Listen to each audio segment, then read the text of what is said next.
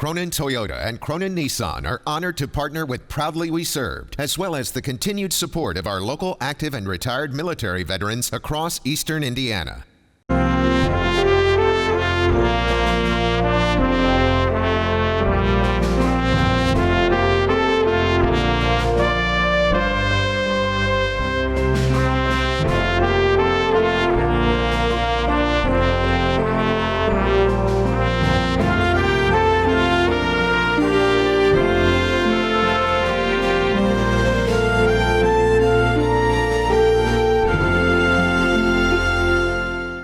I'm Al Bledsoe, Veterans of Foreign War, Post 1108. And I'm Ron Chappell, chaplain for VBA 777 here in Richmond, and co-host with Al here on Proudly We Serve. Our guest this morning is Pete McDaniel, the local veteran service officer, and Pete, just kind of introduce yourself there. Good morning, guys. I'm Pete McDaniel. I'm the Wayne County Veteran Service Officer. And I come in today at this location here at Cronin Toyota to talk about some veteran benefits that my office provides. Yeah. And today we're taping live from Cronin Toyota Nissan. They are our sponsor, and we've decided to tape live out here today. This is the first time the three of us been together in probably 3 or 4 months now. So let's go to Pete just a little bit and give us an update on the county, what's going on there, and what you're doing, and are you really working? Yes, that is the big question. It's been so for years, Al. Okay. Long story short, that's just yes, we are still manning the office. Of course, everybody knows that the annex building has been working personnel and staff within the office, but the building itself has been closed. Pretty much they reduced a lot of the staffing and let them work from home. Me and Ron, we've maintained somebody in the office every day of the week since this has been going on, just switching back and forth. We do have our veterans that have time-sensitive type claims that need to be addressed through the VA within a 30-day or 60-day window or something like that, and that's why we've primarily been staying in there. We have been doing the interviews over the phone, completing the documentation over the phone, and generally driving out to the veterans' home or meeting them outside in the parking lot. Is that right? To get the signatures. Okay. So it's been business as usual. It has reduced tremendously, just simply because a lot of veterans, if they don't have to address something or take care of anything directly with the VA in a timeline per the VA, we've advised them just put it off until we get past this COVID emergency right now and protect ourselves. Right. So that's what we've been doing down the office, and we've stayed pretty busy actually. Of course, you guys understand with the VA, there's always some timelines on stuff. A lot of veterans were in the middle of claims or stuff was being processed and additional information needed for the VA so that they could process them claims. So they in return called the office, and we pretty much took care of it over the phone and got them taken care of. Well, Dayton just about shut it down, didn't they? Yeah, the Dayton Medical, they reduced it just like everybody else. Yeah. When you fix care facilities, you have so many different patients that have different needs, different medical conditions. Whereas the COVID could really have a bad outcome for them. So they said, hey, we don't have to see you. If you just need some blood work done, we can postpone that if it's not an emergency or post-surgery or prior to a surgery type incident. So they have reduced, yes. So what are they doing at CBOC now? Are they even open? Are they doing anything at all? They are open. I was actually down there the other day. They cleared out the waiting room. They got the social distancing on the chairs. Right. They are seeing veterans on a needs type base as far as what's going on with that veteran, and they are getting people in and out. And of course, reduced like everybody else. So that's where we are at the CBOC. Yeah, they're preferring that you get an appointment and don't just walk in. I had that experience. I haven't spoken with them that much on how they're actually scheduling it. It's all fluid at this point. Just like at the annex building, we were supposed to open up on first week of July, open up different capacities, and they've extended it out just because the uptick in the coronavirus taking off across the nation again. So they say, hey, we'll slow it down a little bit and hopefully slow the spread a little bit more. Yeah, yeah. And on our end, like I said, it gets into veterans. A lot of them Vietnam era veterans have respiratory issues. They have heart conditions due to the exposure to Agent Orange. So we tend to keep them away unless it's absolutely necessity that they get in and we have some type of interaction. And then we wear our mask and we make sure they got one on. We take their temperature, take our temperature. We're doing everything we can to ensure that everybody stays safe. So let's say that someone makes application for a situational assessment, i.e. an upgrade in their condition or whatever for benefits, and they're waiting on VA to give them a rating, to increase their rating or whatever. The rating increase comes, and now what do they do with that? Do they need to come see you for? I'll use myself for an example. I was at 40%. November, after an examination, I got a letter, and they upped me to 100%. So now, what do I do with that in terms of, well, anything? Well, what do I need to do? ideally, what the VA says is they've increased your disability rating from, say, 42 to 100. Right. And they primarily do that to some type of change in your medical condition. So that being said, it's all documented. In order to get the increase, you have to, they've had to have diagnosed you with something or you've had some significant change in your health that is service connected, that they say, hey, this no longer warrants 40%, this is 100%. That's what they did. Rating due to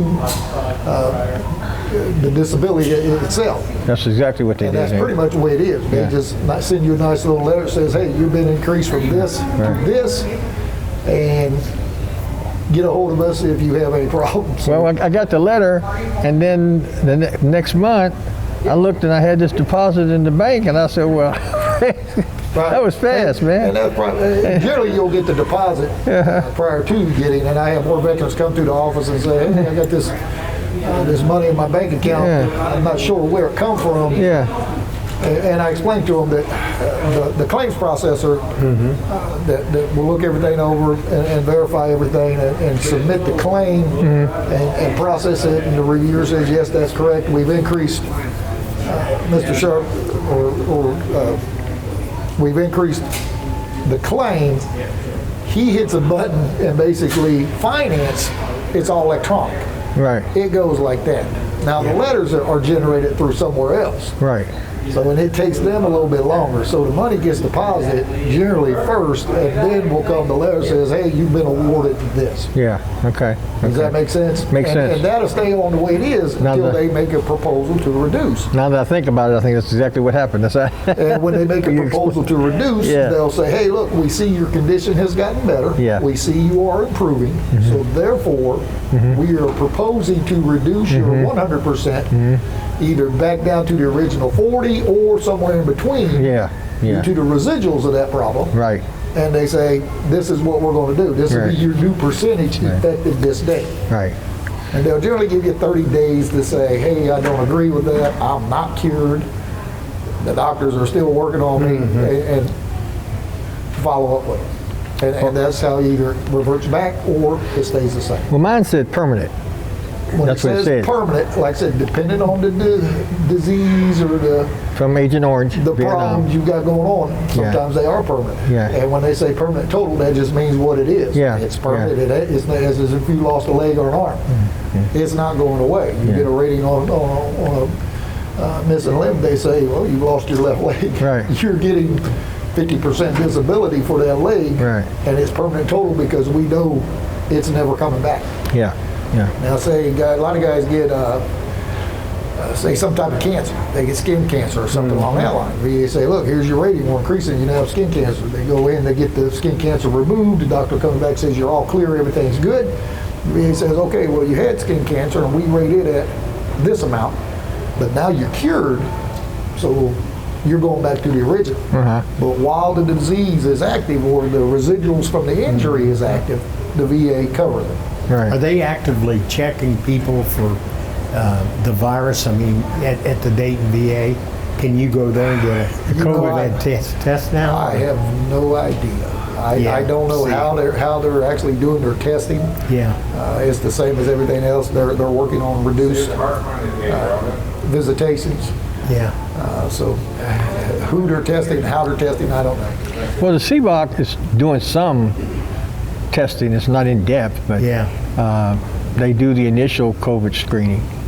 And then I guess temperature and this and that. Yeah, pretty much everybody does that just to see if potentially somebody coming into that facility has had a fever or been around somebody. Just like Al could be telling me he had COVID last week, but yet I'm going to go down to the clinic here tomorrow, and they're going to say, you've been around. I said, well, Al had it 2 weeks ago, which he did, not sure. But, you know, and that's why they asked that question. Sure. Then they say, well, we don't want you in here because we don't know.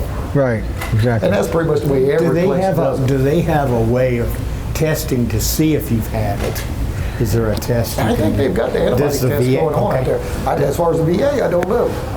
So I'm are sure we doing it locally, are. like Wayne County? What the VA is dwelling into the COVID testing, they are very private about what they do, how they do it. Yeah, they've almost hibernated. I have nothing come across my desk that says, hey, we are doing, I'm sure they are for certain individuals. Yeah. It seems like because, stakeholders, we usually meet the third Tuesday of the month or whenever it is. They've just all but shut that down. I mean, Yvonne, she's not allowed to do anything. Right, and that's everybody's doing the Zoom meetings and things like that. So if you're in tune with doing that kind of stuff, you can survive this episode. But the bigger question is, how long is this going to keep up? How long are we going to play that virus out? Are we going to ever call it quits, or are we just going to keep going? We're not the ones that's going to make that determination. But in my assessment, it's going to be at some point. It's going to come like the random flu we get every year. It's going to mutate. It's going to tweak. Here's a testing for it. Here's I hope you don't get it, and go on about your life. And if you get it, it's like the flu kills many people every year. This will kill many people every year. I don't know if they'll ever come up with a cure, but if they come up with a vaccine, that'll kind of help. I think with like a flu shot. If all of that works, I mean that's. Yeah.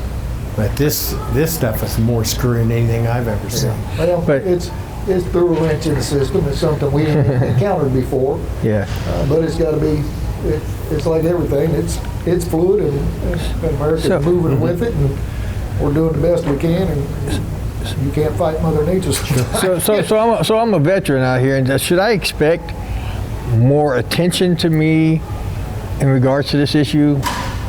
I'm a veteran. I've served my country, and this thing is going on, and I'm looking for some advice, assistance, whatever.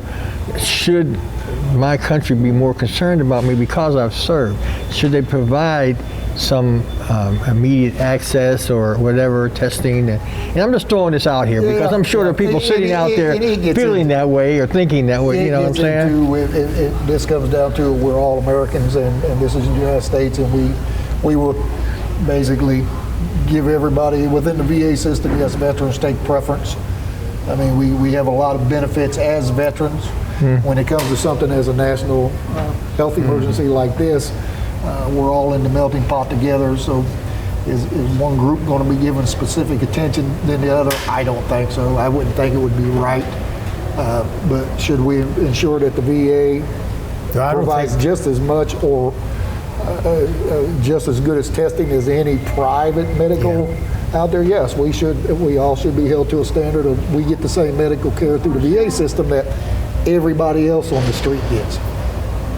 They should keep up with what's current. The model of hey, this is what we do. Yeah.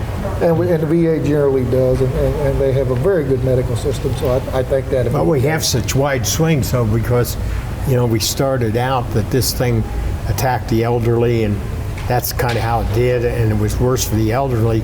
But now here recently, they're saying, well, it's attacked the young ones.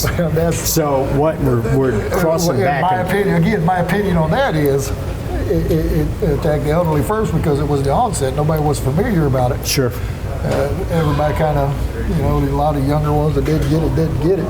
And it was just specific to the elderly. And now that the elderly got warned right off the bat, us older are more cautious and more careful. Sure. Whereas the younger generation is tired of being cooped up. They're saying, you know what, I'm going to take my chances and go socialize and try to get my life back to normal. And that's why I think we see the uptick, because they're just getting out there more. I'm still don't get out like I used to. Because it was like I had a chance to go somewhere on 4th of July weekend, but it was around a bunch of younger kids with my son and daughter, and I thought, I ain't getting around all them knuckleheads, and somebody's bound to have. Well, the so we passed, and the kids went. I think if we can, I think the 6 foot or the social distancing or whatever you want to call it, I think that's going to be a way of life. I think from here on out, if you will, I think we're going to have to live with that. Oh yeah, and I don't think that's a bad idea at all. Nah. I don't like it where it's packed, where everybody's right on top of each other. I've noticed at the club that we've got it really spread out so much that sometimes you can't really catch what's going on because it's spread out so much, unless the guy that's holding the meeting is talking loud enough that everybody can hear him. Why? It's, that's you better clarify that club. VFW Post Club. Let me know. VFW. The VFW and all of them. You think back this time last year, people go to concerts, and I've been to them, you go places. And you're standing side by side, arm brushing up against people, breathing down somebody's neck, somebody breathing out your neck. You didn't think nothing of it because it was just a crowded situation. It was a concert. It was you was up paying in line. You was waiting inside the little lobby to go get seated at Applebee's. Everybody standing there face to face. Nobody worried about it. But now that we've all learned that, hey, there's some bad stuff out there. Yeah. We need to protect ourselves, and everybody's a little bit more conscientious about getting that within close proximity and having somebody breathe on you. Yeah. Before I never liked nobody breathing on me. I don't think that's it. But it didn't bother me to the extent of what it was now. I'm for it. I'm for all that 6 foot stuff. I mean, I think that that's just a way of life, and that's any place I go, I try to keep 6 foot at least. The one thing we're not keeping 6 foot away from now at this time is our computers. That is true. And my point here is we got all this downtime. How can veterans benefit from it? You know, the one thing we got in our face, many if not most of us, is that computer at home. How can we use that to our best benefit? You can educate yourself on the VA benefits. Okay. You can get online and go to some VA websites. They are the accurate ones. Oh yeah, I pulled some up on here. That's kind of what you want to lean to. You don't want to go to these second-hand advisors that have a theory on VA. Want to try to get money from it straight from the horse's mouth and read it. You have educational benefits that you can take a look at. And that gets into just a regular VA benefit. If you want to educate yourself on that and maybe start utilizing some of them benefits, if you're going to be at home more now and you want to educate yourself, again, you'd have to call the office. We'll get a hold of educational through the VA. You'll find out what exactly benefit the Montgomery Jail deal or the post 9/11 or there's different types of VA benefits out there that you can use. And pick which one works best for you. Find your school. Find out if they're doing online training or if they're having class sessions start back up this fall. Yeah. And it's just like it was before. You just got to take the initiative to get out there and start doing it. Yeah. I did some searching the other day and just looking for stuff. And they had all kinds of non-degree certificate giving type programs, like if you want to go into EMS or something like that, you know, and you can do it, most of it from your computer. Yeah, it's amazing. And that's a good thing of this. I mean, it's a lot of people will have the opportunity now to take these type of training certifications because they're doing them all online, where before you had to have so many hours in classroom or doing clinicals or hands-on type deal. Now they're saying, hey, we're going to slow that back, cut that down, or do away with it completely. Everything's online. Right. I mean, where before if you had to work 2 jobs and or you can Now you have the opportunity to say, well, I can do that now because I can do it at midnight when the kids are asleep and I'm not at work. That's right. And some of your service time can be credited to that particular kind of certificate, depending on what it is. That looks at an individual's military training, what his job was, and they look at how long you was in and how long you did that job, and they give you credit for your time served as additional credit hours. And they say a combat medic. You want to come get certified in Indiana, you didn't do a national thing. They would look and say, well, look, you've been a combat medic for 12 years. We're not going to worry about putting you through these practical applications. Right. That's right. Okay. How long will it be before CBOC, do you think, starts really seeing people? Are they seeing people now, you're saying, on emergency? They are seeing people, but I wouldn't necessarily call it emergency. I just know they're having appointments. So I think they're prioritizing their appointments. So we need to get out there so people will know what they can do with CBOC. If they call there, is there a number they can call and say, hey, can I come in? You can call the basic CBOC and try to schedule you an appointment. All right. I don't have the number offhand. So the doctors there will still deal with that? They're still seeing patients. They're still doing stuff. Like I say, it's a needs-based type schedule, I would assume. Do we need to see this? I had a phone interview a month ago, maybe a month and a half ago. It was an hour, or almost an hour phone call. Right. From the CBOC? Yeah. Is that right? And there are a lot of their appointments over the phone. Oh yeah, virtual. If they can do it, that's what they choose to do. Yeah, I guess I'm not in tune with all of the stuff that goes on. Right, but if you need to get some blood work, they'll say, look, Al, you got to be here at 8:40 to get your blood work done. Yeah, they called me last week, and that's why I was wondering. I was hoping I didn't have to go to Dayton because I've really got to have a blood test. Yeah, no, they're still doing so I can do it. I did one a couple weeks ago, actually. Is that right? Yeah, I went right into my blood work. I have to remember that. Then I'll have to do that. Right. So. Okay. And Dayton, what about Dayton? The emergency room, they can still go there? Yep, so the emergency room is still open. So what about locally? How are we doing, like with Reed, how are we doing with veterans going to that urgent care? They can do that? Yeah. Is that right? Yeah, you can use that service. They can do all of that? Utilize that. And it gets into just like they're saying on TV. If you think you're having a medical emergency, do not call the VA. Do not go to the VA. If you have something wrong, get a hold of somebody. Yeah. Don't wait. Don't procrastinate. Don't think, oh, they're not open. They're not going to see me, because they will. They're not going to. They're not going to let somebody suffer or risk somebody dying because they were scared to go to the. So what about the used to be you had to do the console at CBOC before you went to Reed.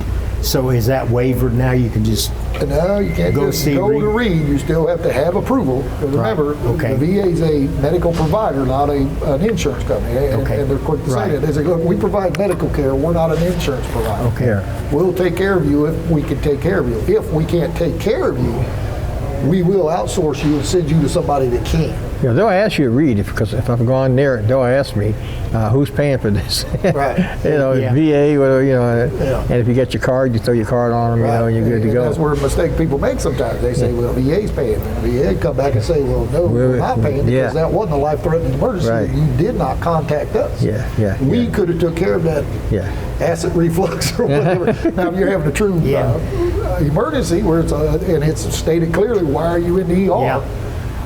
He was having a heart attack or he had indigestion. They can mimic the same. And the VA said, well, unfortunately for you, we're not going to pay because it was only indigestion, which is a good thing. But it's not a life-threatening emergency. Right. So therefore, we're not going to pay. You don't have their approval. Right. Yeah. But if the doctor says yes, that's done on the phone. He was in a cardiac emergency. They say, look, you was having an emergency, so we are going to pay. We didn't want you to drive today. Well, they're pretty in tune with it there, though, here locally at Reed, because they'll tell you, well, we don't know if VA will pay for this, or if it's something that they will right away, they'll go ahead and they'll process you. Right. I've not had a problem, not getting the bill or anything. So well, they know. 100% owns you up a whole lot more. Yeah. You'll now have Champ VA. Your spouse will have My Champ wife has VA, everything. And she's covered. Private. Yeah. So it looks like they would fix that so they could just go without having that kind of approval or anything. that they could just go. Well, then they'll get into everybody will just utilize the private sector, and there'll be no money left for the VA because they're paying everybody's medical bills to all the private. Okay. It's a give and take. I see both sides of it. Yeah, you want to just go to the doctor you want to go to, but on the other hand, they say it is a VA. We have a young man here right now that I think he ran up quite a tab. They thought he was having a heart attack or something. So I mean, he took him to the doctor and all that other stuff. Well, he's a veteran. He's in the VA system, so he's getting all the bills from Reed, but the VA's not paying him. And I said, well, if they didn't approve it, that's the whole thing. But if you're dying of a heart attack, you ain't got time to pick up the phone and call the VA and say, hey, I'm on my way now. And generally, that's where they say, in the admissions, they should say, if you say, hey, he's a veteran, I want to use a bill, they will reach out to the VA. Yeah, they have a number with an on-call nurse where they'll call. Yeah, I would think they would do that. Well, they do that. They'll say, hey, this guy's a veteran, we want to use them if we can. Reed will call or should call and say, hey, we have John Doe here, he's having chest pain, we want to get pre-approval, authorization to treat him, and the phone nurse will make the call based off his signs and symptoms and say yay or nay. Okay. All right, sounds good. But then good. it always reverts back to, was it actually a life-threatening emergency? Sure. Was it something that you had to go in, and nobody knows? It's just one of them things. But on the flip side of that coin, if we paid every medical provider that every veteran went to outside of VA, the VA would have no money left. Yeah, because they would say, look, our hospitals are falling apart because we're paying St. Vincent's and Reed and everybody just in this small, and everybody's doctor just in this small little area. And it would change the dynamics of the VA tremendously. Yeah. It's a double-edged sword, I guess. We got to start shutting down. Kind of off topic, just real quick. Some benefits that we don't think about. One is wearing your hat. If you got a hat, wear your hat. And I'll tell you what, this hat has probably gotten me more meals paid for than I can tell. Okay, and free coffee at the truck stops. Pete, it's been a pleasure having you again, and under these unusual circumstances. Well, it's a different times, but you know what? We'll all pull together and get through it. That's it. Just the way of life we've all had. Got to do it together. We've had struggles, and that's the way it's been. That's right. All right. So suck it up. Well, thanks, lace folks. up your boots and go on. Thank you, folks, for watching. See you next time.